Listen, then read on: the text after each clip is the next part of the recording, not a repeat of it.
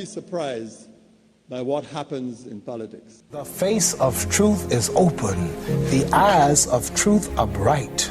The lips of truth are ever closed, the head of truth is upright. The breast of truth stands forward, the gaze of truth is straight. Truth has neither fear nor doubt, truth has patience to wait. The words of truth are touching, the voice of truth is deep. The law of truth is simple, all you sow you reap. The soul of truth is flaming, the heart of truth is warm. The mind of truth is clear and firm through rain and storm. Facts are only its shadow. Truth stands above all sin. Great be the battle of life. Truth in the end shall win. The image of truth is the cross. Wisdom's message is its rod. The sign of truth is Christ, and the soul of truth is God. Life of truth is eternal. Immortal is its past. Power of truth shall endure. Truth shall hold to the last. I don't have to tell you things are bad. Everybody knows things are bad. It's a depression. Everybody's out of work or scared of losing their job. The dollar buys a nickel's worth. Banks are going bust. Shopkeepers keep a gun under the counter. Punks are running wild in the street, and there's nobody anywhere who seems to know what to do, and there's no end to it. We know the air is unfit to breathe, and our food is unfit to eat. We sit watching our TVs while some local newscaster tells us that today we had 15 homicides and 63 violent crimes, as if that's the way it's supposed to be. We know things are bad, worse than bad. They're crazy. It's like everything everywhere is going crazy, so we don't go out anymore. We sit in the house, and slowly the world we're living in is getting smaller, and all we say is, please, at least leave us alone in our living room. Let me have my toaster and my TV and my steel-belted radios, and I won't say anything. Just leave us alone. Well, I'm not going to leave you alone. I want you to get mad. I don't want you to protest. I don't want you to riot. I don't want you to write to your congressman because I wouldn't know what to tell you to write. I don't know what to do about the depression and the inflation and the Russians and the crime in the street. All I know is that first, you've got to get mad. You've got to say, I'm a human being. God damn it. My life has value.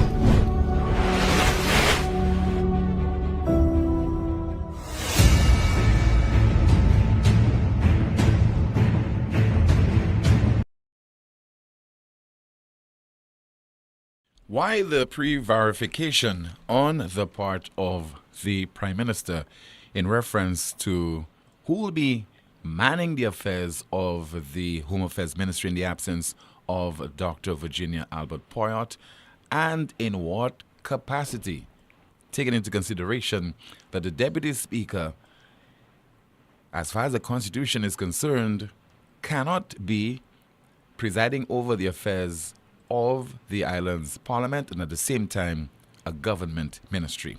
So, are we being bluffed? Independence. Are we really an independent nation? We'll be hearing hopefully from one individual. I will be seeking to pose some questions to him during the course of our program this afternoon.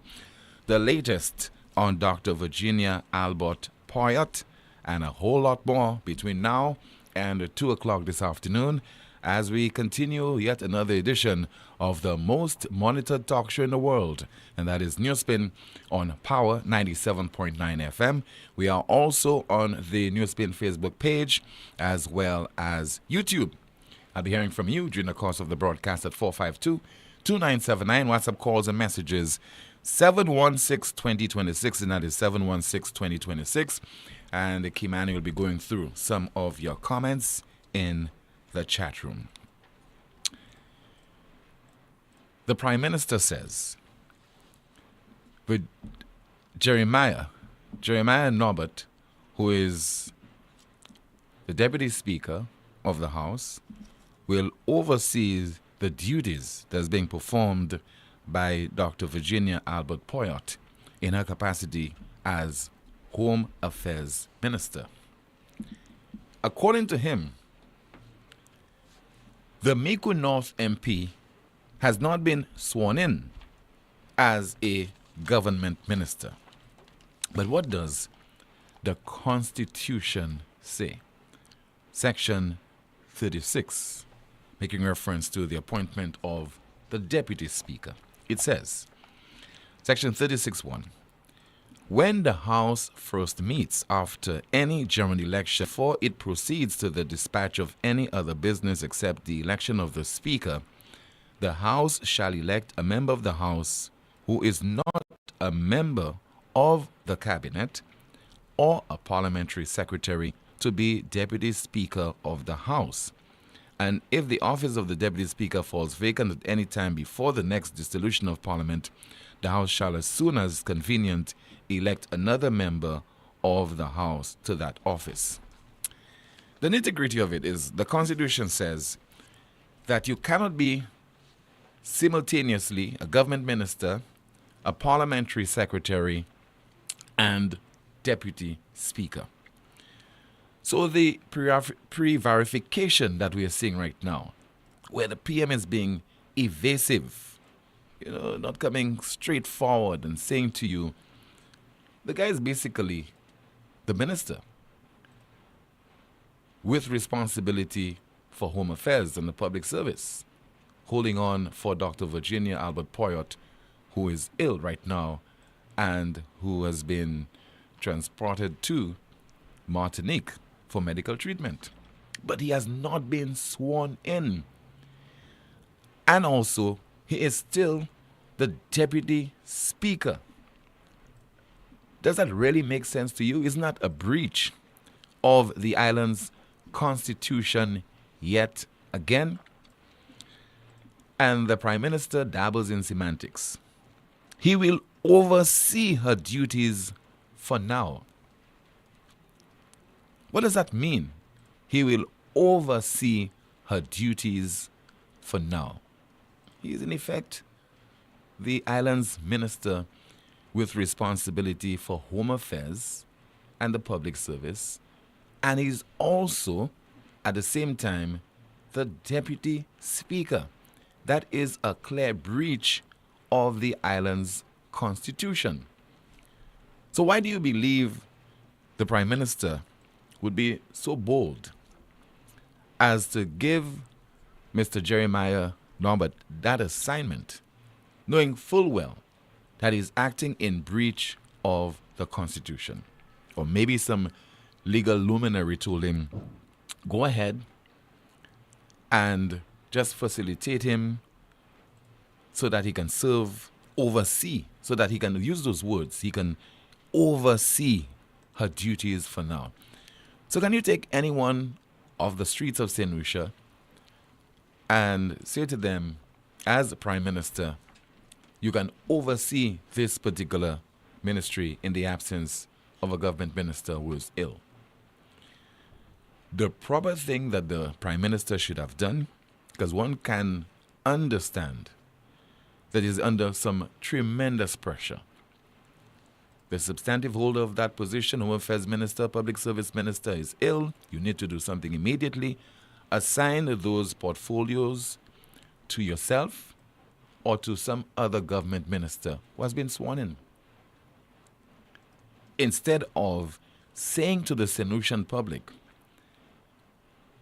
and maybe it has something to do with the fact that we are so docile as a people, we are so gullible, that the Prime Minister can decide to say to us that an individual who has not been sworn in to serve as a government minister will just oversee the duties of a government minister who was sworn in and who is now ill.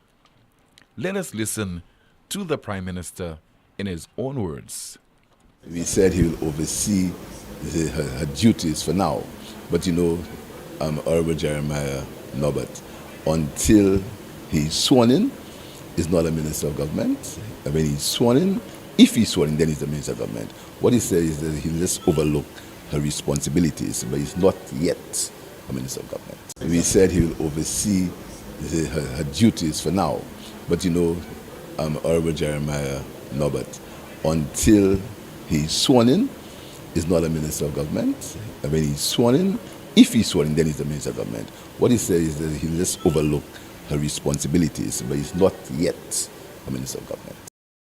Overseeing her responsibilities, but he's not yet a government minister. This is laughable, but we ought not to be laughing at those things when decisions are taken on our behalf and when the Prime Minister is not prepared to say that he erred, that he made an error. This will be revisited, but he's saying things to us that are unacceptable. He will oversee her duties for now, but he's not a government minister. He has not been sworn in, but yet still he is serving as well as the Deputy Speaker of the House of Assembly, and that is in breach of the island's constitution, Section 36(1) of the Constitution.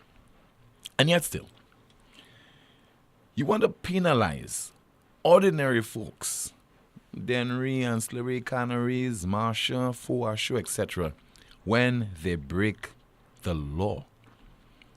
And those people are watching, those people are listening.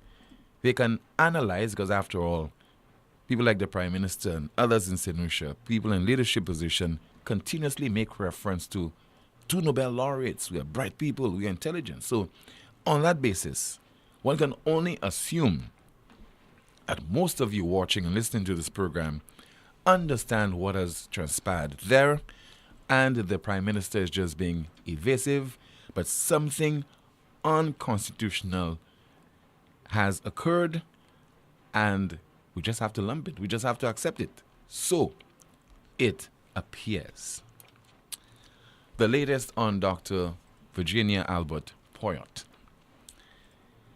She's now in Martinique getting medical treatment. She is being assessed by health professionals there. She is being given proper treatment at the highest level. What any one of us should be benefiting from when we are ill. But she's no ordinary St. Lucian. She's, after all, a government minister. And therefore, she gets top-notch treatment. Go to our various health institutions, Victoria Hospital, not Victoria Hospital, OKEU, and St. Jude, and you know what you'll be subjected to. So again, our authorities, Ministry of Health, our finance minister, our prime minister, everything ought to be done to ensure that there's a level playing field as far as the provision of health care is concerned in St. Lucia. Because what is it really costing the taxpayers of this country as we speak for Dr. Virginia Albert Poyot to be receiving that medical treatment that she deserves in Martinique? My information is, so far, several $1,000s. You're talking about at least, so far, at least a little over $70,000 between yesterday and today. We take your calls right now at 452-2979, 452-2979. Your WhatsApp calls and messages 716-2026, and that is 716-2026. And Kimani, going through the comments in the chat room. Anything to report so far? Someone says, how can the PM go against the Constitution? This would be funny if it wasn't so serious. Why do they keep her at the hospital for treatment? Why Martinique? What's wrong with our hospitals? Someone says, what nonsense. He's just overlooking her responsibilities. Preposterous. Another comment, after you are done reading the Constitution, read it again for the hacks to hear what Pierre is doing wrong. Another comment, the sad thing is the public can't believe anything the PM says, especially after the revelation of the real reason behind the 2.5% levy. What a shame she had to go overseas, but the small man will die in the stadium. Shame, shame, shame. Someone says, our hospitals are not good enough. Meanwhile, what is happening to our patients down here? That's it, Tim. Thank you so much. 452-2979. WhatsApp calls and messages 716-2026. Somebody says there, I think our Honorable Prime Minister should stand up comedy, should do stand-up comedy. That is the only thing I see is most ready at. Being the Prime Minister of St. Lucia is not his forte. Let's see if we have another WhatsApp message to go through. Somebody says there via WhatsApp, just trying to access it. Seems Lucian Hospital is not good enough for Miss Poyot. Wow. Do we have a call? We do. Good afternoon, NewsSpin, you're on the air. Hi, Tim. Hi, good afternoon to you, Rick. There are a number of things that you said that need, shall I say, further clarification? Mm-hmm. Or enforcement. Oh, yeah, exactly. Questions were asked in the House, and the Prime Minister said, well, let's begin with that release you just read there. Will be there by the Prime Minister. You want to just read that over again? He will oversee her duties for now. But that? He will oversee her duties for now. No, but I mean, no. About replacing. Oh, the release from that is from yesterday. I haven't highlighted will some now. of the... There's a line that says will now. Will adopt her ministerial responsibilities until further notice. It says something will now be. I think he was seeing it outside the House. Or maybe that was around lunchtime or whatever time he was saying it. Mm-hmm. There's a statement you read there with the words will now be overseeing or something. Okay, but we can focus on what I said because that's what my intro was about. But anyway, which is he will oversee her duties for now. Say that again? He will oversee her duties for now. For now? Yeah, he will oversee her duties for now. Well, when was that said? That was said during just before. That will be on Tuesday, yesterday, just before the sitting of the House. So, what do you understand will oversee her duties for now? For the time being, I mean, for the immediate future. What is it for the time being, Tim? Whilst maybe while she's ill. Well, what I get from that is, as from now, he will hold on for her until she comes back. Yeah. The word is there. For now. Oversee her duties for now.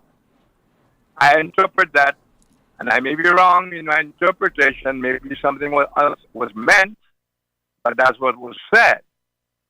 Will oversee the ministry for now. I'm assuming that means the guy has taken his oath.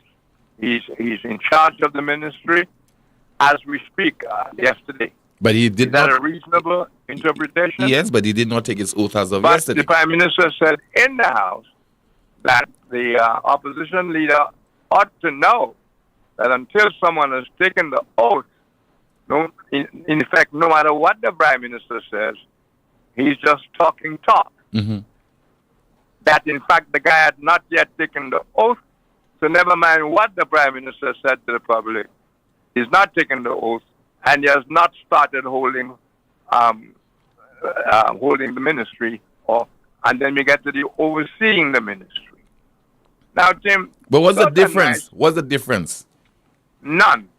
Absolutely none. That's the point. There's no difference between taking over. There's no difference between adopting. There's no missing. The point is nobody can handle the portfolio of any government ministry without proper procedure, that being taken the oath. Now, when we consider that it takes 10 minutes, either you're driven to the government house or government house comes to the ministry to take an oath. Am I right? Yeah. So, by the time the Prime Minister spoke, that guy, and made the announcement, the guy should already have taken his oath. But up to yesterday, he still had not taken it. And the suggestion is now, you can say anything, just so long as he hasn't taken the oath. And that's what's going on. And it seems to me, trivializing the whole process, the Constitution and everything else. That's how it seems to me.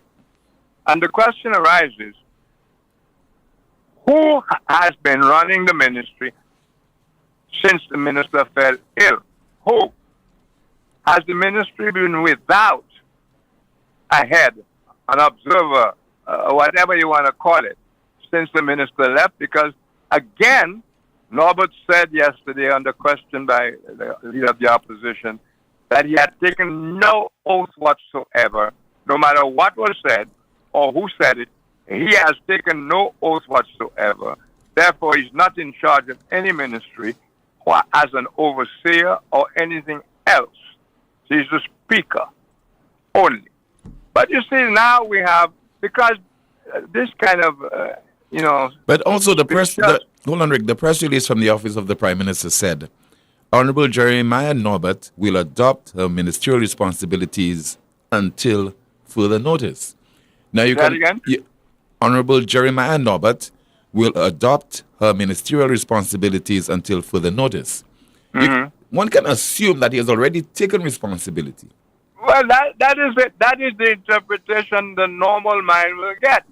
But our politicians play with words, knowing very well that their people are going to say whatever it is is the interpretation of the day.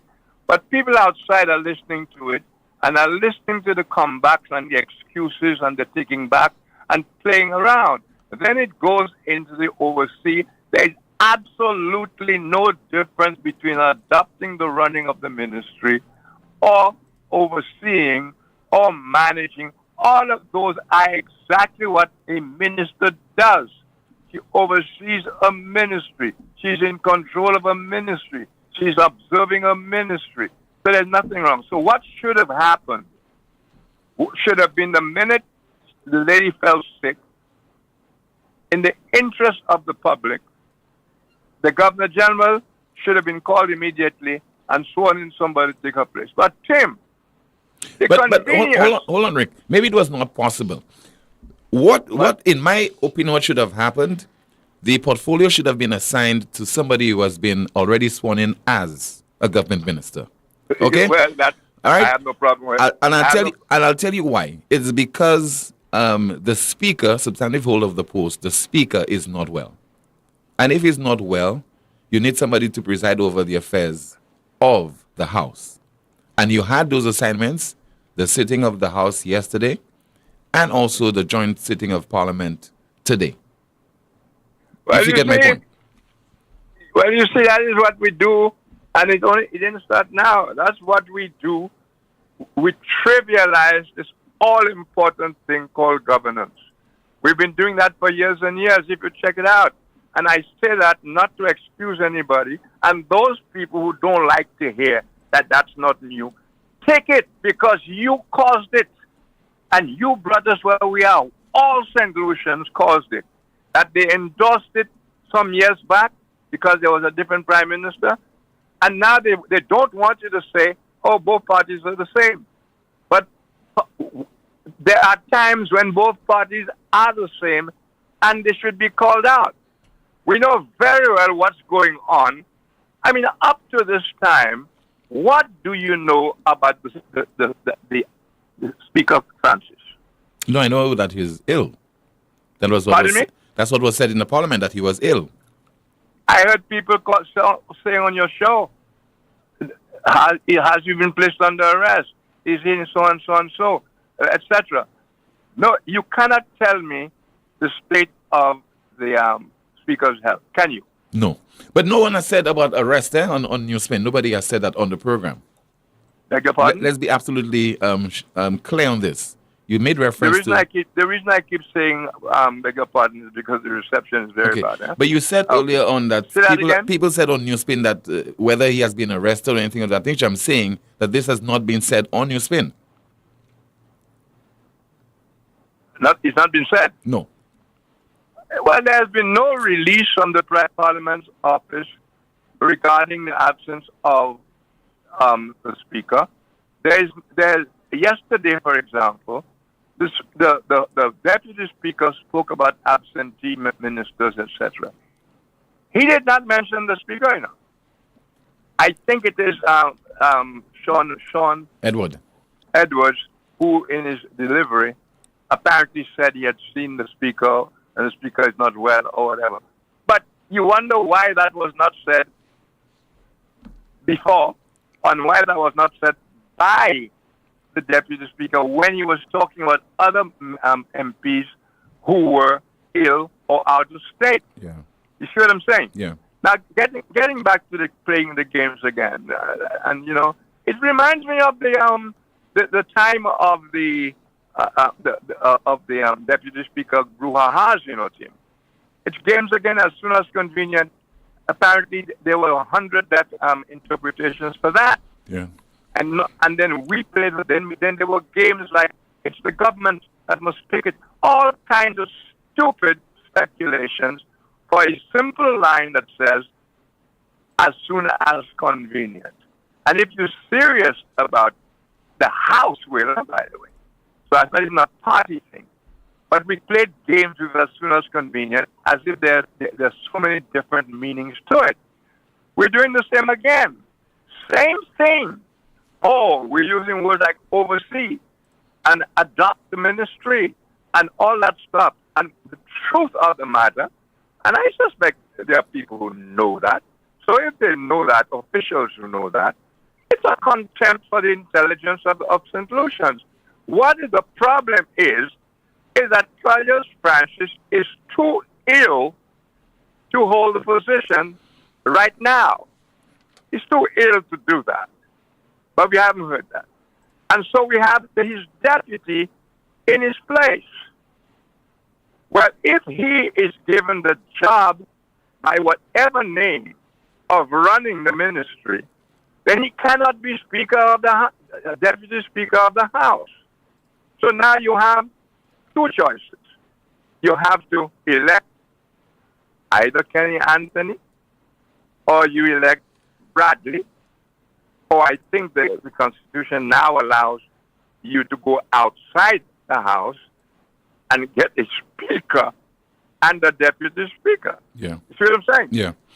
You see all those convolutions, so the people cannot be given the truth or details. Now, I want to shift very quickly, Tim.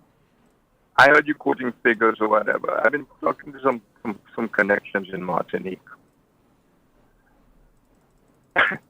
I wondered if there was something, and by the way, I am not referring to, I'm not suggesting anything untoward regarding the minister. We all can find ourselves sick in a minute, including yours truly. So I'm not in any way not respecting or commiserating. But here's the thing: the law, the protocols, the Constitution, bigger than all of us, Tim. All of us.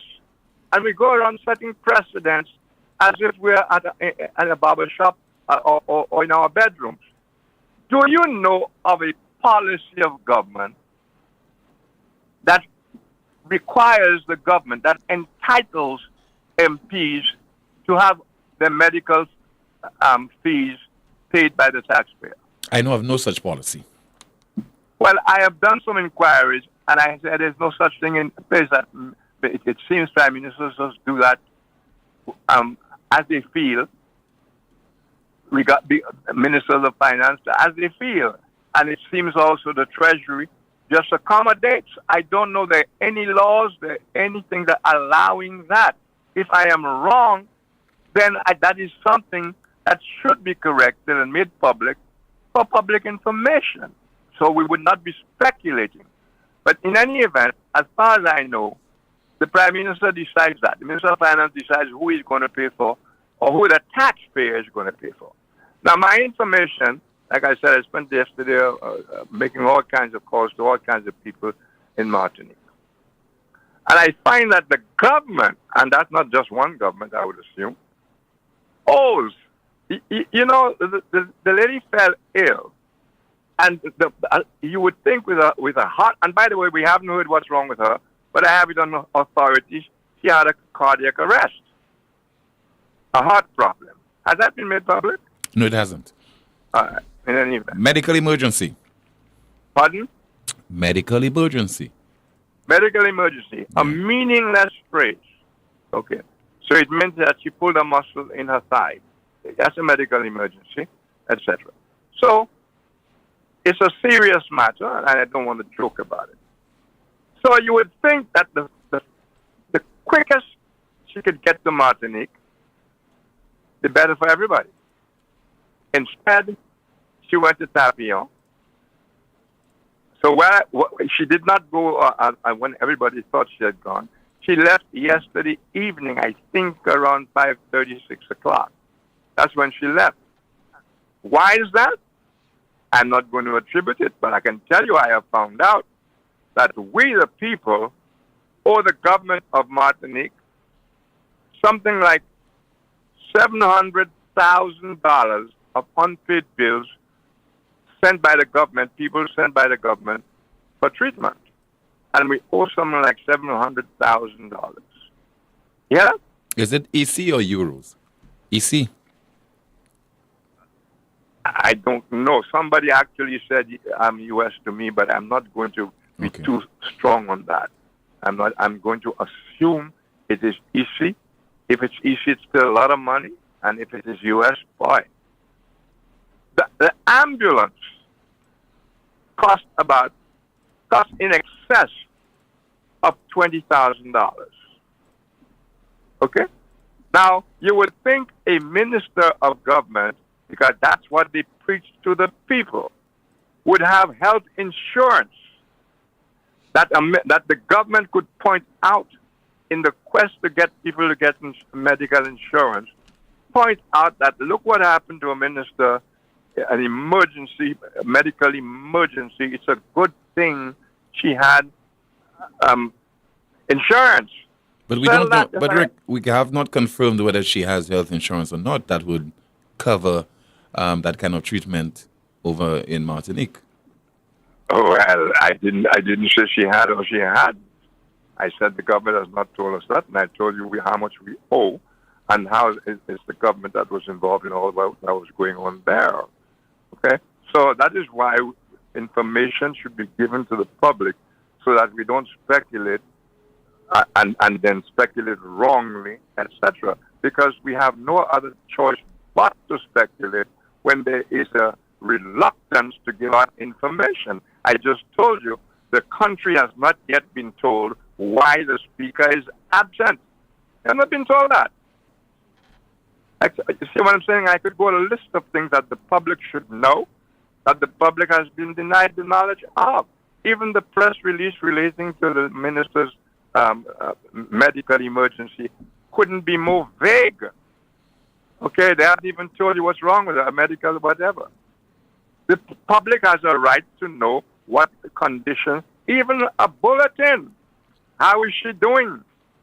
Maybe 2-3 times a day she's doing fine. Yeah, that's what transparency is about. And if you want those kind of things to be private, then you cannot be in public office. If you want to live the life of a very private person, you can't be in public office, especially if the taxpayers is paying your bills. The U.S. Defense Secretary, January the 1st of this year, he took ill, had to be hospitalized, and he kept that information from the American public and even from the U.S. president. He was severely reprimanded, criticized for that as well. He kept the information from the Americans, including the president. Good. The reason Bill Maher had a whole show about this medical emergency was that secrecy that has become the thing, and to keep people not only misinformed, but also uninformed. So speculation is rife, and with artificial intelligence, I saw a video of Trump calling the Prime Minister of Grenada all kinds of nasty names. We have to be very careful, and the government should be ahead of the artificial intelligence information, ahead of the meme makers, ahead of the troublemakers and the speculators. But of course, it's people like me who will get the blows. Why is Rick Wayne telling the people that? Why is Rick Wayne telling the people that? Well, I have always done that, and I will continue to do that. And we should ask questions, especially when we have members of government speaking in vague, calculated, vague terms that are not good enough and make the speaker, whoever is putting out those victims, look stupid is the word.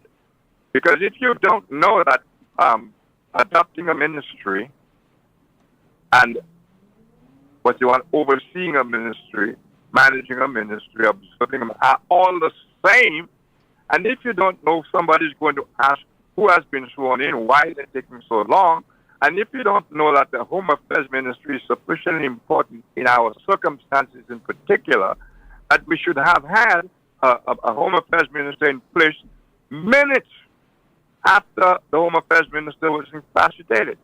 So maybe your callers will take it a little further and add to it and perhaps correct me where I may have been wrong. It's all in the public interest. Thank you very much. Thank you so much, Rick. Still to come on the broadcast. Somebody says that governments must adapt to new challenges. Also, are we still scheduled to have a march by the St. Lucia Labour Party? Because the Prime Minister did promise there would be a march before Independence anniversary. So that anniversary is tomorrow. Who knows, that march will take place today. All that and more right here on the most monitored talk show in the world, NewsSpin. It all started with a penny. For over 85 years, we have invested in our farmers, fishermen, people, and our country. When we were called to serve, we were here. We understand what is valuable to our people and our country. That is why we support all industries, including tourism. We are the bridge towards a brighter future and economic growth. When our people, government, and businesses called upon us, we were here. 85 years later, First National Bank St. Lucia Limited is here for you. Lazarus's Funeral Home is here for you. Lazarus's Private Cemetery offers a peaceful resting place for your loved ones. With tranquil settings, visitation, and reflection, we believe in the compassionate care of all our departed loved ones. Lazarus's Private Cemetery, let us help you create a final resting place. Make it special. Make it Lazarus's Funeral Home, your friend in a time of need. Payment plans are available for tombs. Call us in Vidbutaya. Call or send a WhatsApp message to 285-6796, 285-7859, 285-3593, or 285-3329. Or send an email to customersupport@lucelec.com for assistance. Call 457-4433 to get bill balances. Use myaccount.lucelec.com for detailed account information and to make online bill payments using a credit or debit card or online bank account. Customers may also take advantage of SurePay's online or walk-in service. Lucelec encourages you to use the available options for doing business with us remotely. Rev up for the ride of a lifetime at the 758 Independence Drags 2024, happening at the base on February 24th and 25th. It's 2 days of pure adrenaline. Experience heart-pounding drag races where speed meets excitement. Bring your crew for a weekend filled with fast machines, cheers, and the pursuit of victory. Get ready to win big with loads of prizes. Over $30,000 up for grabs. Join us for the ultimate 758 Independence Drags 2024. Powered by our partners, the Ministry of Youth Development and Sports, St. Lucia National Lottery Authority, Invest St. Lucia, St. Lucia Tourism Authority, Caribbean, KFC, Automotive Art, Flow, Ken's Trucking Company, and Diddy Auto Imports. Produced by Payne Entertainment. Be there and be part of the excitement. Let the thrill begin.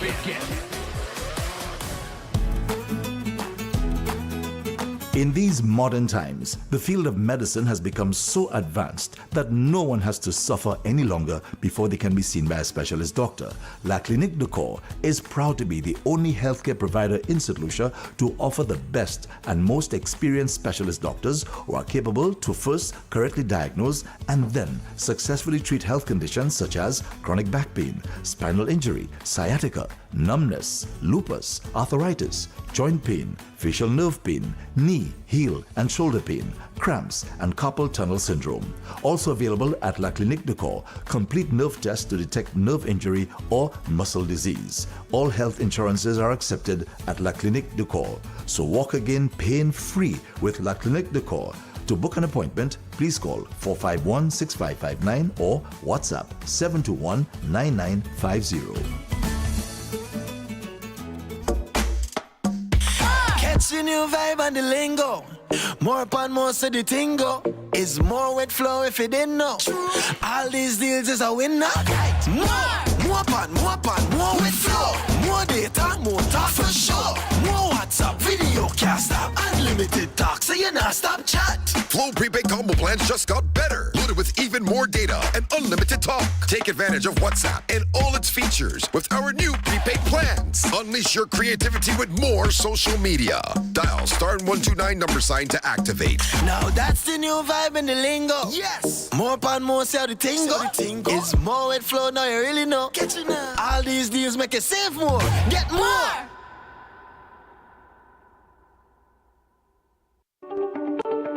Night Meds is your dependable neighborhood pharmacy.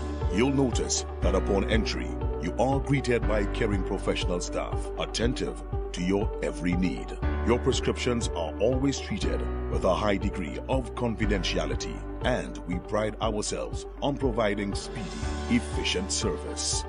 We carry a wide array commonly requested over-the-counter products, and our prices are very competitive.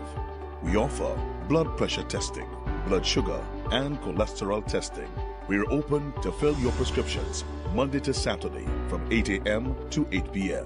Come visit Sadhu's gas station on the Miku Highway or call us at 572-6840 or WhatsApp 461-6840 for more information. Night Meds Pharmacy.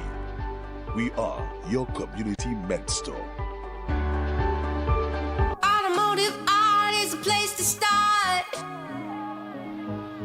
Automotive art is a place to start. Yeah, look, check. We got a wide range of products that are automotive and do-it-yourself supplies if you got a moment. Smart staff that'll always know it. Got rims and tires from trucks to high performance to off-roading. Start hair tools, batteries, oil, and car care. Automotive art is a place to start.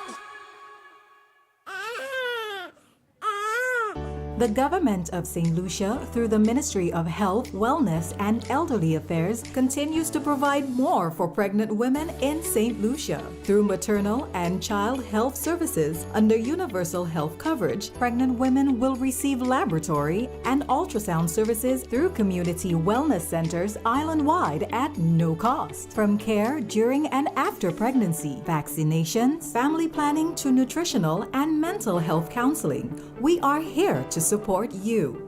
Take advantage of our weekly services at no cost.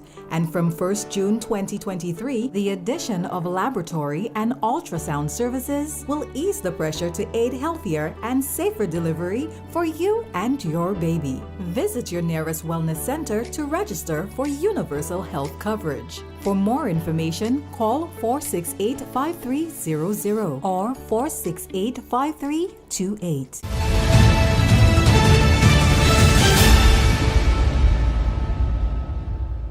Immigration Office relocation notice.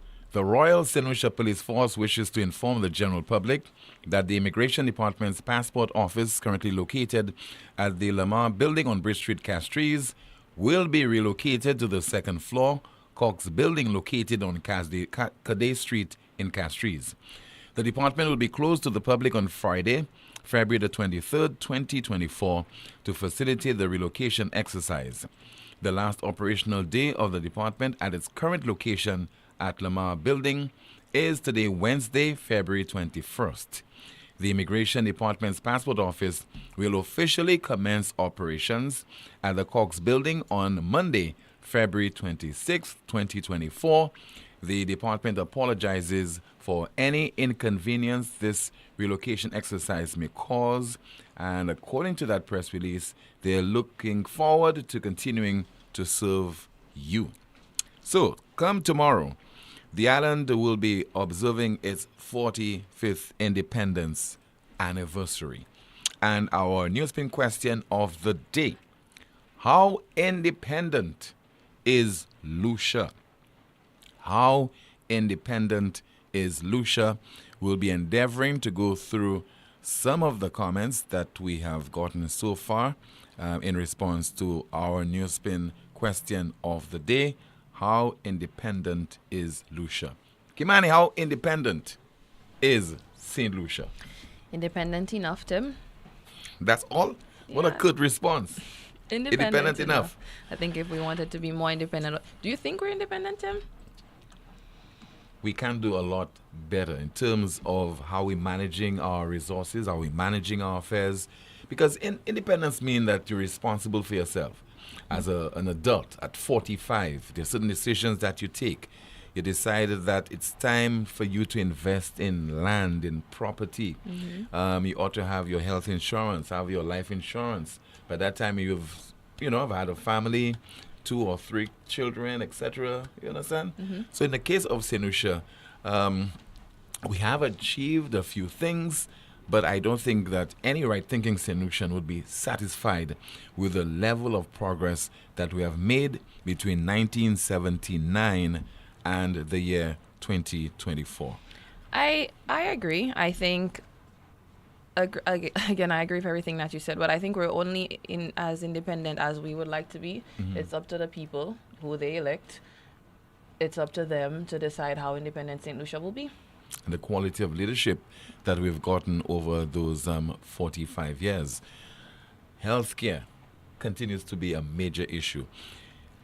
We talk about healthcare ever so often on this broadcast. From the perspective of ordinary St. Lucians, we're calling and complain lack of medication, no bed sheet, no blanket, etc., etc.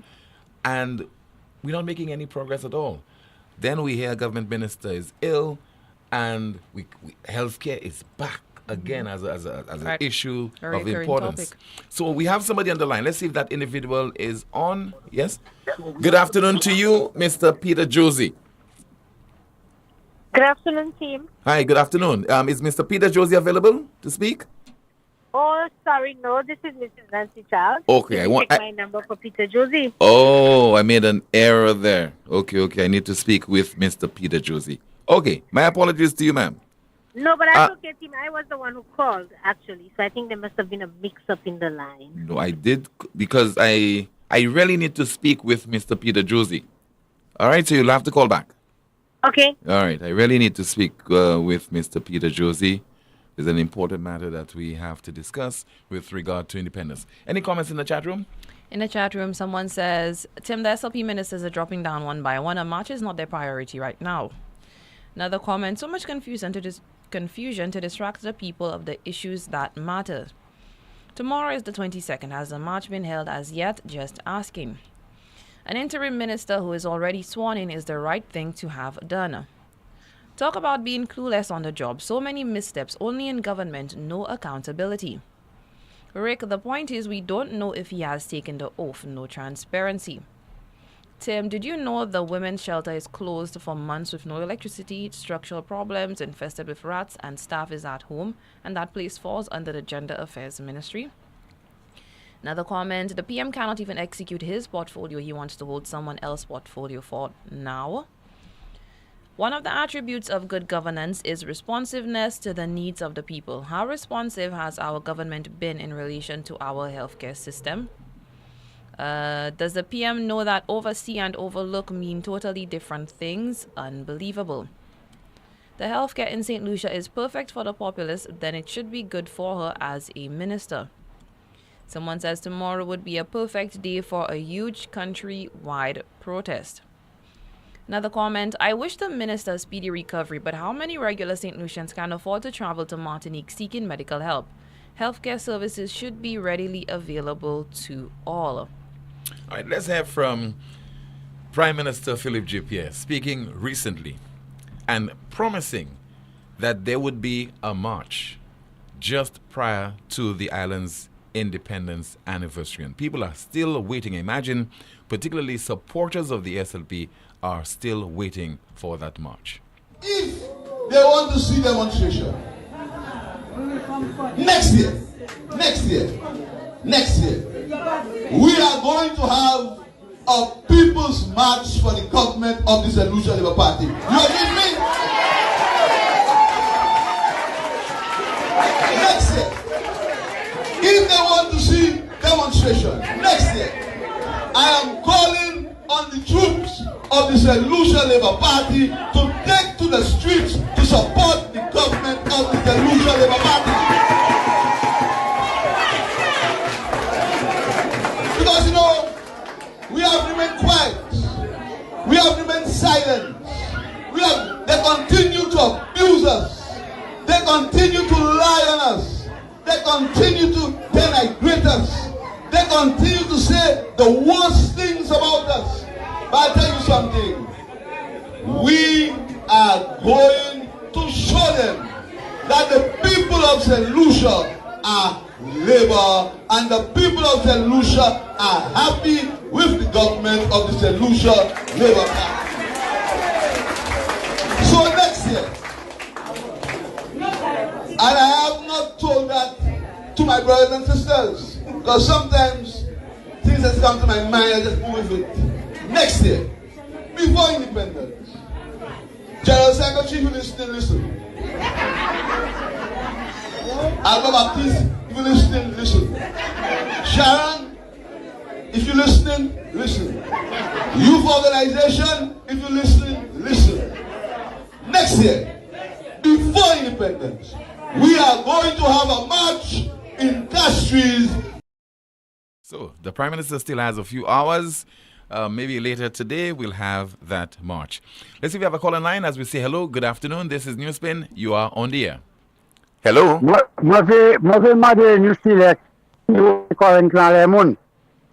Because my pay current, my pass tous les mois, my pay current, my depuis dehors, $90. Ma vie n'a not been current, moi ça pour $117. Di moun ale asi au ce current là. Pas même ni la en pays ya. Moun ka ouais misère fit pas avant. Banan ka fait chien bon la place. Pas ni un côté pour vendre rien. C'est pour moun faire grand mec Philippe G. Pierre cette ici. Merci frère moi. Okay, merci beaucoup. 452-2979, 452-2979. Your WhatsApp calls and messages 716-2026. I think we might have Mr. Josie online right now. Hello, good afternoon. Hi, Tim. Yes. I keep getting a call and I'm calling you, and Yes. a woman was answering right. I was answering in the first time. My apologies to you. We had some technical issue. All right, good afternoon to you, Mr. Josie. Thank you so much for calling us and agreeing to speak with us on independence, sir. Because Yeah, I'm on the road. I'm on the road. I hope you don't really credit. let's see what we can do. You one of many St. Lucians who traveled to England for pre-independence discussions. What was the environment? What was the atmosphere like during that period, sir? Business like. Acrimonious? Business like. Hello? Acrimonious as well? I said the business like. Okay. I think we'll if you can stop at some point in time and then call back, we'll be able to have the conversation, okay? I think we have some slight delay. Okay, thank you so much. Mr. Josie will either call back or we'll call him a little bit later. Let's continue the broadcast at 452-2979, 452-2979. Your WhatsApp calls and messages, 716-2026, 716-2026. We have a call. Good afternoon, you're on the air. Hello, good afternoon. Hello? Okay, we have lost the call. What's happening there, Kimani? Any comments in the chat room? Someone says, what became of the investigation into the business who helped expedite passports? Do you know, Tim? You talking about the office? What's the name? Briefcase. The briefcase. Yes. No, I don't know. Another comment, when does the governing party call for a march? Maybe they will have the march in March. But you know who promised that there will be an investigation and then should be reporting, right? Yes. Who's that person? Miss Virginia Albert Poyet. Yeah, Dr. Virginia Albert Poyet. Someone says he will have the march tomorrow, Tim. Another comment in the chat room. Someone says, let's see. Tim. Oh, wait, I can't read this comment, but that's it in the chat room, Tim. Okay, we have a call. Good afternoon to you. This is NewsSpin. You are on the air. Good afternoon. Good afternoon, Tim. Yes, good sir. afternoon, Kimani. Good afternoon to you, caller. Yeah. Tim, confusion. You understand? Confusion with the government, the ministers, confusion with the people. It's just a whole heap of mix-up. You understand what I'm saying? I listened to Pastor Ben, and he was talking about a spiritual, seeking funds from the government to help the crime thing, which he says a spiritual battle. You understand what I'm saying? And I am mixed up. Why a spiritual battle, and then we need funds to deal with the spiritual battle? Now, I want somebody to get me straight. I believe in prayers. I have a personal relationship with Jesus Christ, who is the Son of the living God. I'm not against the spiritual warfare which is going on. But what I'm saying is why funds for it?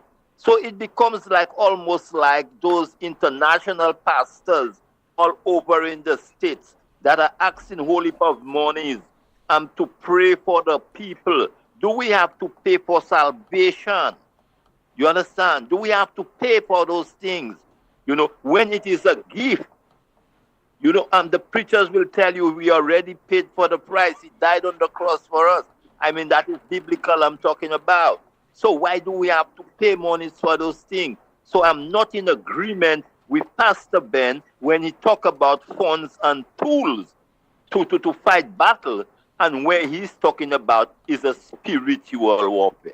You understand? Now, I will not go too far, but I just want to, I sympathize with the minister that fell sick and that is over in Martinique. But that is the same thing with us when we complain down here. Some people that don't need those things, that they feel they can handle the situation, they can pay for things, they criticize us. You understand? Yeah. When we are talking about the health care, they criticize us. Now, I don't blame them in a sense because they know their business, but don't blame me as the poor man when I talk about the health care. It is not suitable for me. You understand? Tim, I will leave the line for somebody else, but we will talk some other time. Have a good one, yeah? Thank you so much. Same to you, sir. 452-2979. Your WhatsApp calls and messages 716-2026. We have another call. Good afternoon to you. You are on the air. Yeah, good afternoon, Tim. Good afternoon. Once again, a very interesting program. But, Tim, I need to go back to something that happened in the House. And, you know, we brush it aside. And I want us to go back to it, Tim. The former Prime Minister of our country, Dr. Kenny Anthony, you know, when he made his bid in Parliament and stated that, you know, he's overlooked. You know, Tim, I found this to be a very sore point. And, I mean, Dr. Kenny Anthony was the Prime Minister of this country. As far as I know, he's a learned lawyer. I mean, in terms of legislation and how he can guide and direct, you know, I am assuming that he is savvy enough to do so. And for you to hear the gentleman is saying that he's overlooked by his own members of his party, and that's a former Prime Minister of our country on the heels of a 45th anniversary. I am saying to the government, and I'm saying to those we elect, let us be a little more respectful. Let us be a little more tolerant. Let us look at where we are heading. Is it good? Are we heading in the right direction? You know, and the cries of the poor man on the street needs to be heard. But I can understand if they don't want to hear members of the party, maybe they don't want to hear us. Tim, you know, it's a real sad situation as we face the heels of a 45th anniversary.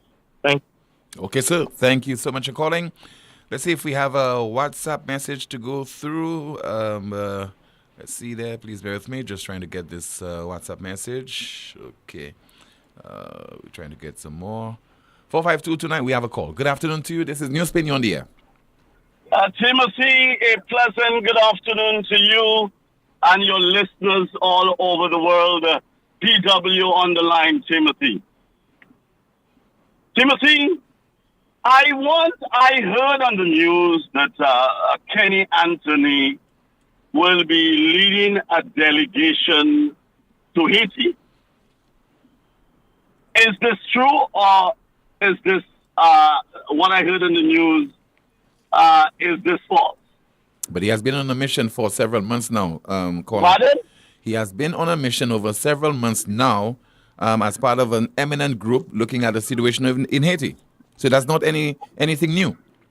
But Timothy, you know, Kenny Anthony knows very well that leading that delegation to Haiti, there will be very little success in leading that delegation. The problem with Haiti is that Kenny Anthony knows a number of Caribbean leaders, they know what is the problem with Haiti, but they will not inform the Caribbean people what is happening in Haiti. We had guys like our foreign minister at one time, Albert Baptiste. We had guys like Earl Huntley in Haiti. What have come of the delegation they have actually led to Haiti to solve the problems in Haiti? We all know that Haiti falls into the 5 most industrial countries in the Caribbean. And we all know Haiti problem lies with the globalists. It lies with the Americans, the Canadians, and the Europeans. There is nothing that the OAS can do, and nothing that CARICOM can do, and nothing that Kenny Anthony can do. When you have a country, 10% of the wealth of the country belongs to 10% of the people. What do you expect? That is the problem with Haiti. The resources are being milked from Haiti, from the industrialized countries are milking Haiti, and very little is being given to the people of Haiti. Whether there is a democratic elections or not, if it's not in favor of the globalists or the Americans or the Europeans, they will look to oust whoever is elected and is in favor of the people and democracy of Haiti. So the delegation that Kenny Anthony is leading into Haiti is a delegation of failure. And as I know that if that problem is going to be solved, it needs to be solved by the industrialized country, by the UN. The Americans have failed, the Canadians have failed, the Europeans have failed. So they're looking forward for the OAS, put it on the OAS back, put it on the CARICOM back to solve the problem. The burden of proof is not on CARICOM, but it is on the Europeans, the Americans, and the Canadians. I thank you, Timothy. Thank you so much. Still to come on the broadcast, governments must adapt to new challenges. That's according to the president of Guyana. He addressed a joint sitting of the St. Lucia's Parliament earlier today, so we'll be hearing from him in just a bit as we continue to broadcast the most monitored talk show in the world, NewsSpin. On Easter Sunday, the biggest brunch party in the West returns. Rise 4, the celebration. Easter Sunday, March 31st, Soufre Mini Stadium. Featuring international sensation Tennyson John and the DJ Project live. Also, MTX, A1 Jugglers, Sir Lancelot, Hype Kid, DJ JH Indalo, Levi Chin, DJ Irv, Power FM DJs, MC Donnerville. Easter Sunday from 12 noon, we rise. Look at people in here tonight. Dance with me, baby. Regular tickets are $80 and $350 for VIP terrace area. Get your tickets online at www.fourcirclestickets.com. Mambo's Bar and Courts in Soufrière and Courts Ready Cash island-wide. Get VIP and group tickets with no cash at Courts Ready Cash. Dress code Slay in Orange. Rise 4, The Celebration, an Optimum event production. Platinum sponsors, Courts Ready Cash and Power 97.9 FM. Gold sponsor, Bank of St. Lucia. Other sponsors, Digicel, Piton Beer, Strongbow, and Island Sound. Blinking market.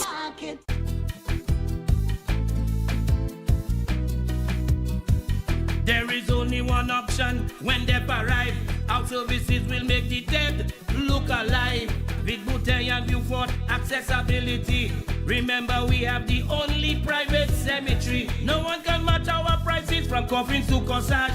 Personalized service you get when Lazarus take charge. Quality service, no package to make your wallet bleed. Lazarus is your true friend in your time of need. Coming soon, the same excellent Lucelec service in a new location at Daisy Avenue in Sanssouci, Castries. Thanks for your patience. It all started with a penny.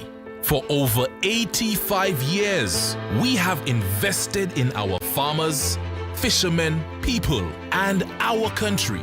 When we were called to serve, we were here. We understand what is valuable to our people and our country. That is why we support all industries, including tourism. We are the bridge towards a brighter future and economic growth. When our people, government, and businesses called upon us, we were here. 85 years later, First National Bank St. Lucia Limited is here for you. Catch the new vibe and the lingo. More upon more so the tingo. Is more wet flow if you didn't know. All these deals is a winner. More upon more wet flow. More data, more talk for sure. More WhatsApp, video, can't stop. Unlimited talk, so you not stop chat. Flow prepaid combo plans just got better. Loaded with even more data and unlimited talk. Take advantage of WhatsApp and all its features with our new prepaid plans. Unleash your creativity with more social media. Dial *129 $ to activate. Now that's the new vibe in the lingo. Yes. More upon more, see how the tingo. It's more wet flow, now you really know. Catch it now. All these deals make you save more. Get more.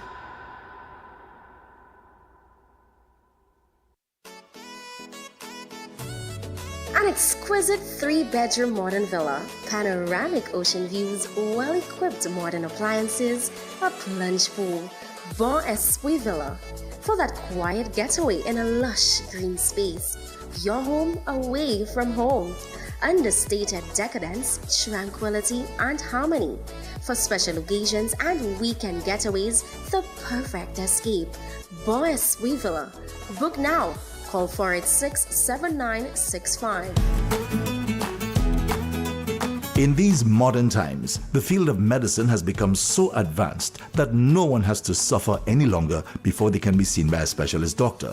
La Clinique de Corps is proud to be the only healthcare provider in St. Lucia to offer the best and most experienced specialist doctors who are capable to first correctly diagnose and then successfully treat health conditions such as chronic back pain, spinal injury, sciatica, numbness, lupus, arthritis, joint pain, facial nerve pain, knee, heel, and shoulder pain, cramps, and carpal tunnel syndrome. Also available at La Clinique de Corps, complete nerve tests to detect nerve injury or muscle disease. All health insurances are accepted at La Clinique de Corps. So walk again pain-free with La Clinique de Corps.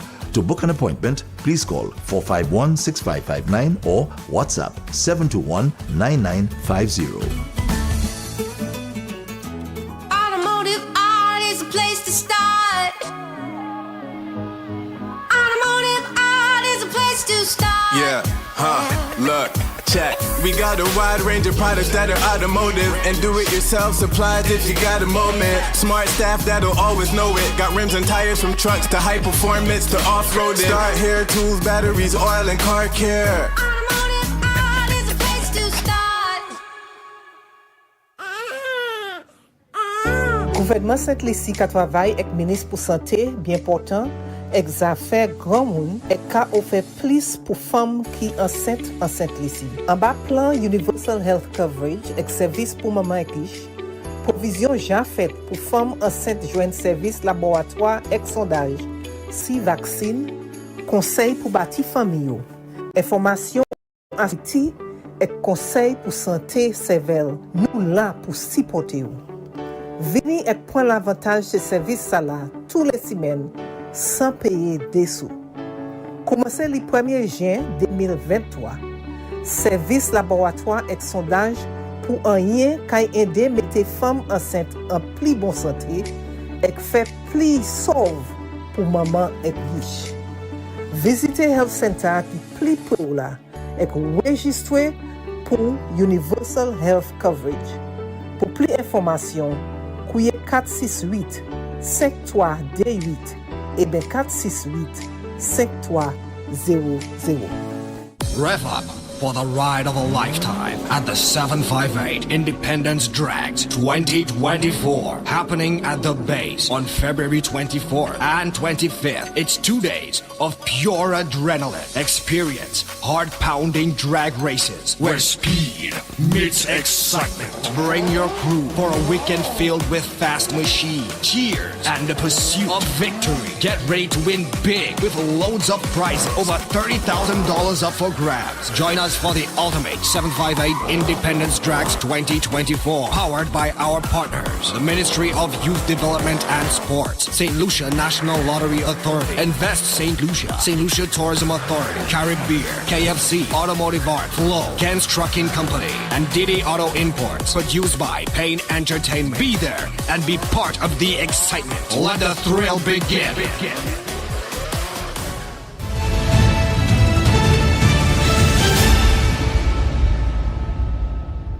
Today, the world is moving apace, whether it is AI, robotics, digitization.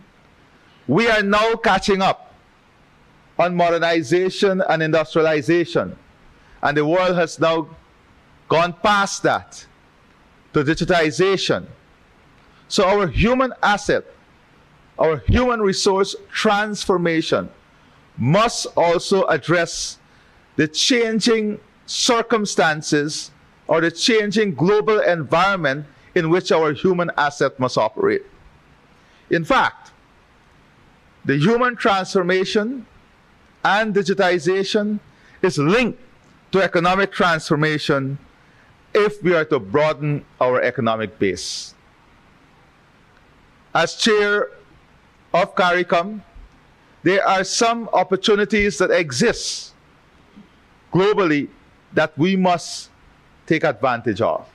For example, the whole issue of creating nearshoring jobs, where we can upskill our human resource asset to have higher paying jobs right here at home, servicing multinationals across the world.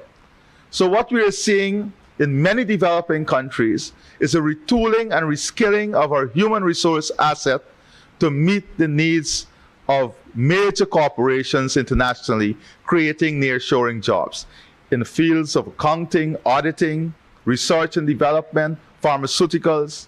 So these are opportunities that we now have to work on in retraining, retooling, rebranding our human asset to meet this new need. That, of course, requires us to rethink the education sector and to retool the education sector, to look at our curriculum, to look at what we are producing, and to see whether there is a match or mismatch between the output of the education system as what is needed in a new economy and a new world in which we are living. Digitization, of course, would bring systemic changes.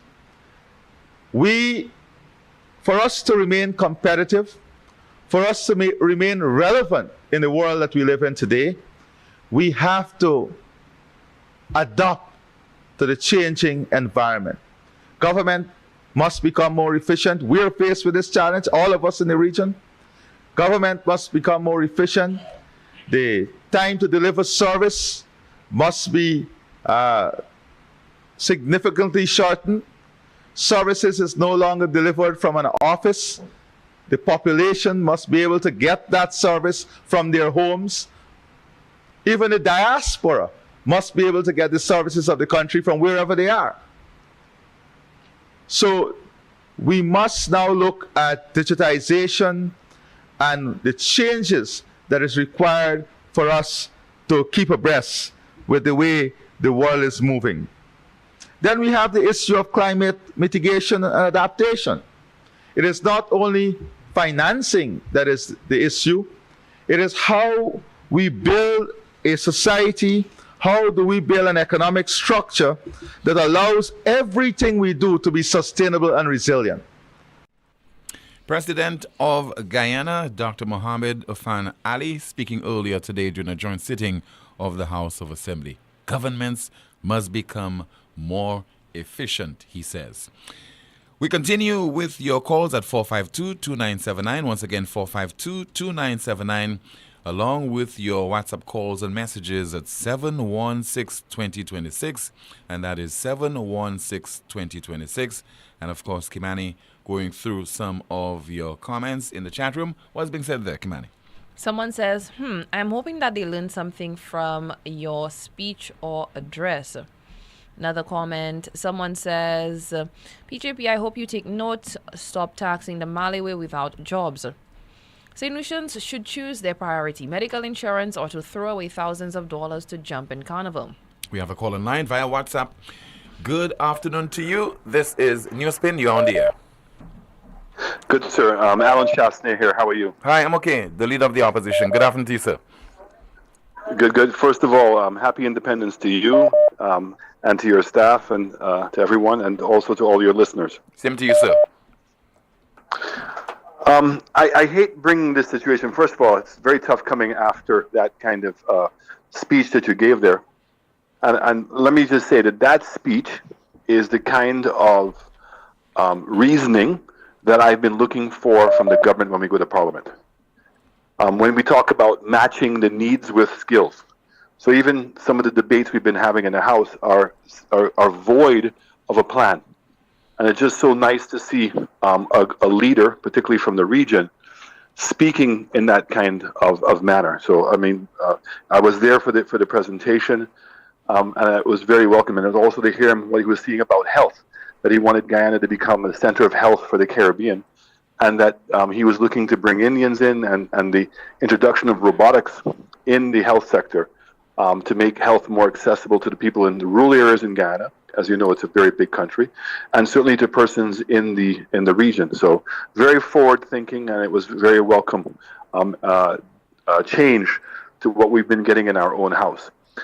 But what I really wanted to talk to you about, Tim, was really what happened recently, where with this sad announcement of Dr. Poleon, almost immediately we saw a press statement, a written statement coming out from the government, indicating that Jeremiah Norbert had had adopted the responsibilities of the ministry. Now remember, this was not a verbal statement, this was a written statement, so it was very deliberate. When I questioned that, because if in fact that he was now assuming the responsibility of the ministry, it means that he would have been disqualified to have been the deputy speaker at the session yesterday and even the session today. The Prime Minister indicated that he had not been sworn in, but what he was doing was providing oversight to the ministry. Now that makes it even worse, because oversight is exactly what a minister does, is to provide oversight of a particular ministry. And he indicated that he had not been sworn in. So how do you have a person who is a backbencher all of a sudden providing oversight of a ministry? What legal document would he have had to have done that? And then to suggest he had not been sworn in, as if swearing in was a big deal. This was simply about him going up to the Governor General's house with the CAPSEC and being sworn in. This is something that could be done within 45 minutes. So I was very, very concerned. I was not happy with the answers that were given me, because they were, again, inconsistent And again, it seems that the Prime Minister is deceiving us. I want to say that yesterday at the session, that the Deputy Speaker, when I pushed the point, made it very clear that he had not taken up any role, he was not doing anything for the ministry, and that he was still focusing on being a deputy leader. But it begs the question, was the Prime Minister lying to us again about actually what is taking place? I also want all of us to start becoming aware. It is my understanding that he will be sworn in very, very shortly as the Minister of Home Affairs. And the question becomes, the next time we're going to be sitting in the House, who is going to be the Deputy Speaker? And whether, in fact, it's going to be Kenny Anthony, because the only person that would qualify would be Kenny. Now, the government, as you know, Tim, amended the Constitution, and in amending the Constitution, changed it so that you have to immediately appoint a Deputy Speaker when one resigns. Okay, so it has to be in place by the next sitting of the House. The government attempted, Tim, to say that a member can come from outside of the House to be the Deputy Speaker. But the section in the Constitution, which is Section 30, which speaks as to who is a member of the House. So it's in Section 30, it says all persons who are elected on their recognized constituencies are automatically members of the House. Okay? You get elected in one of the 17 constituencies, you are now a member of the House. If you have a speaker who comes from outside the House, by virtue of holding his position, he becomes a member of the House. And an attorney general who is not elected, by virtue of holding his position, he becomes a member of the House. No such clause has been amended in Section 30 to recognize the Deputy Speaker. And what's interesting is to amend Section 30 requires a referendum. So it's going to be very interesting if the government proceeds down this line as to who the Deputy Speaker is going to be. Because now, in addition to meeting a Speaker of the House, they have to have a Deputy Speaker of the House. So I'm going to be watching with bated breath, but I feel very, what's the word I want to use? I feel very betrayed once again by this government, because you could see that there was just a cover-up taking place in the House, and that the position of the government could not be clearly articulated when this is a very clear position to have. So I am very, very concerned with what's taking place as it pertains to the House proceedings in that regard. All right, sir. Thank you so much for speaking with us on NewsSpin. You just heard there from former Prime Minister and the current leader of the opposition, is also the MP for Miku South, and that is Mr. Alan Shastney. Let's continue our broadcast with your calls and your WhatsApp messages and, of course, discussion in the chat room. Some things are taking place in the chat room worth reporting on. Kimani, you are having some special discussions there with some people, right? A few. In the chat room, someone says, I am convinced that they know nothing in our constitution other than the ones they've played with. Someone says, Home Affairs or brother, have mercy. Another comment, someone says, interesting how the Deputy Speaker debacle has come back to hunt PJP and them. Another comment in the chat, someone says, with all the pluck we keep taking for all these years and still standing, happy independence, my people. Tim, I can only imagine how St. Lucia will have to play catch up with every project being scaled back. Nupui asa. Someone says, so when is Maduro doing his speech? Someone says, this is how PJP needs to give his speeches. Tim, there is something happening that I think we should give some serious attention. Tim, now vendors come right in the churchyard to sell their alcohol when there is a funeral and go as far as coming to the grave site. Tim, I believe something should be done about that. Imagine you mourning, you lost the loved one, and people selling and drinking alcohol right there. This is unacceptable and that practice should be stopped. I don't have a problem with one selling their alcohol, but please allow the family to lay their loved ones to rest peacefully. I think the Prime Minister of St. Vincent and the Grenadines wanted to, or is trying to enact legislation against this. Yeah. Someone says, we keep crying for the poor people, but the poor people keep voting the way they do. Mr. Rigobert, I sympathize with you and others like you who got told there's no medication, who have to use shower curtains or towels for bed sheets, who cannot get a nurse to attend to you because they lack resources. Not the minister's ego was taken to the local private. Now the minister was taken to the local private hospital, then flown to Martinique. Tim said $20,000 for air ambulance. How many Lucians can afford that? Someone says Kenny is on the cusp of crossing the floor. And anything, remember that he's the prime minister who said anything is possible. Anything, You'll never be surprised by anything that happens as far as politics is concerned, because it was just a few days ago that our government MP in Barbados, Ralph Thorne, he has crossed the floor. Oh, yes, I remember. Right, and he's now a member of the Democratic Labour Party. He's the political leader, and therefore he's the leader of the opposition as well over in Barbados. So anything is possible. Someone says, respect, value, responsibility are missing in independence. Another comment, remember our PM said, do what you can to survive. That's it in the chat room. Thank you so much, Kimani, for that update. How independent is Lucia? The question of the day. And our NewsSpin news of the day, with cranes and excavators, Indian farmers prepare to march on the nation's capital. Our NewsSpin news of the day, with cranes and excavators, Indian farmers prepare to march on the nation's capital. Our NewsSpin news of the day.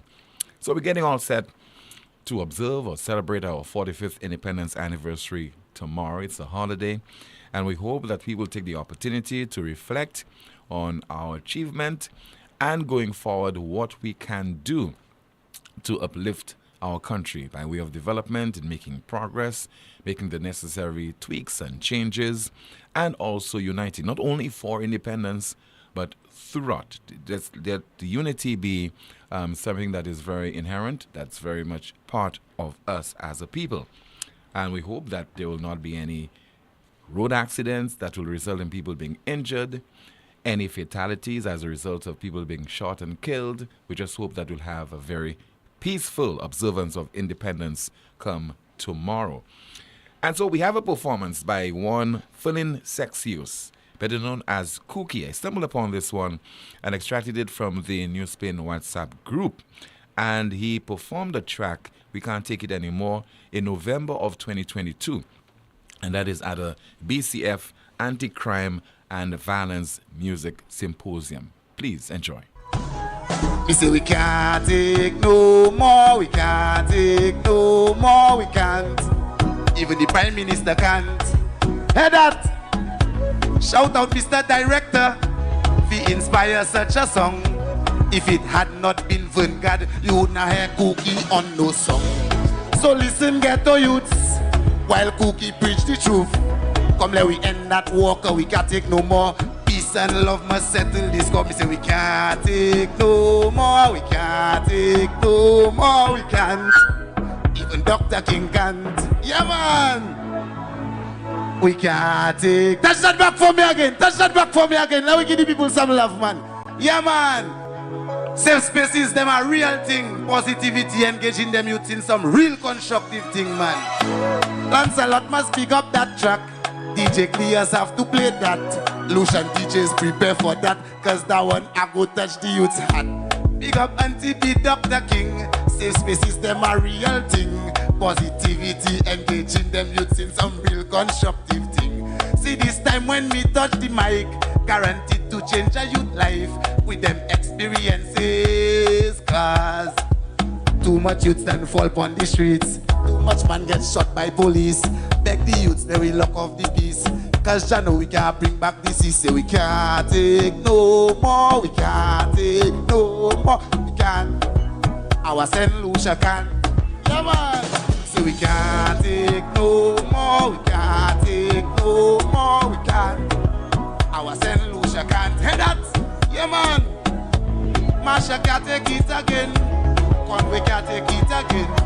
Too much youths gone down the train. Every day mothers in pain. Therefore check your sin again. Let's bring things back to the same. Peace and love, blessed love. Come let we end that walk. We can't take no more. We can't take no more. We can't. Our St. Lucia can't. Yeah, man. We say we can't take no more. We can't take no more. We can't. Our St. Lucia can't. Yeah, man. Shout out, Mr. Director, if he inspire such a song. If it had not been for God, you not a Cookie on no song. So listen, ghetto youths, while Cookie preach the truth. Come let we end that walk, and we can't take no more. Peace and love must settle this cock, and we can't take no more. We can't take. We can't. Our St. Lucia can't. Yeah, man. We say we can't take no more. We can't take no more. We can't. GBD TV. Love. Safe spaces, them are real thing. Positivity, engaging them youth in some real constructive thing, man. We Can't Take No More, performed there by Cookie. His christened name is Fullin Sexius, and this was performed in November of 2022 at the BCF Anti-Crime and Violence Music Symposium. That's the broadcast for today. Thank you so much for watching and listening. Please join me this evening, 7 o'clock on DBS Television for the DBS News World, and 8:30 Newsmaker Live. My special guest is Reno. Yes, Mr. Reno Kajada is my guest on this evening's Newsmaker Live on DBS Television, 8:30. Goodbye.